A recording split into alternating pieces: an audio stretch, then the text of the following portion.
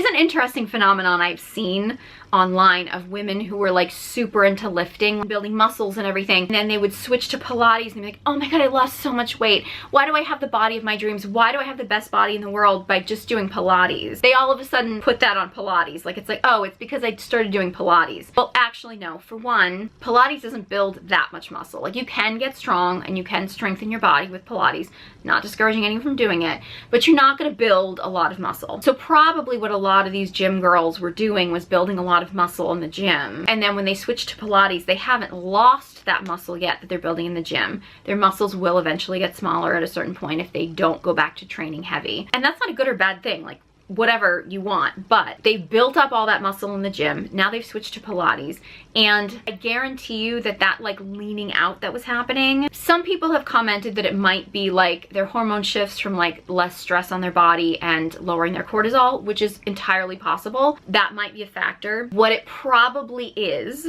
that when you are lifting heavy, and anybody that has ever been really into lifting, one, you're encouraged to eat a lot of food, particularly protein, and even sometimes carbs, to build muscle because your body needs food to fuel that muscle building. You're encouraged to do that, but you're also a lot more hungry.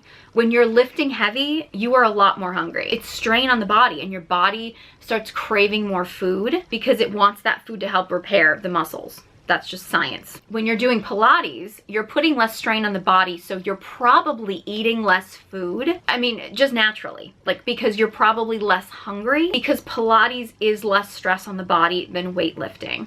So the reason why you're leaning out doing Pilates is not because Pilates inherently leans you out. If you were lifting heavy and so you've built up a lot of muscle and then you switch to Pilates, the muscle is probably still there because it hasn't had enough time to kind of diminish, and eventually if you're not lifting heavy, the muscle will kind of, I mean, you won't necessarily lose it all, especially if you are still doing something like Pilates, but the muscle is all still there, but you're probably eating less food because you don't need as much food to recover from your workouts of heavy lifting, so that you are leaning out a little bit more doing Pilates, and that's a temporary thing. Not discouraging or encouraging anybody from making this decision. I think it's a personal decision, and again, like I keep saying, the best workout for you is the one you'll do. If you actually enjoy doing Pilates and you want to take a break from weightlifting, more power to you. If you want to mix it up or what, like, you do you. But I think, unfortunately, a lot of these fitness trends come around and people think that they're the, like, the magic fix.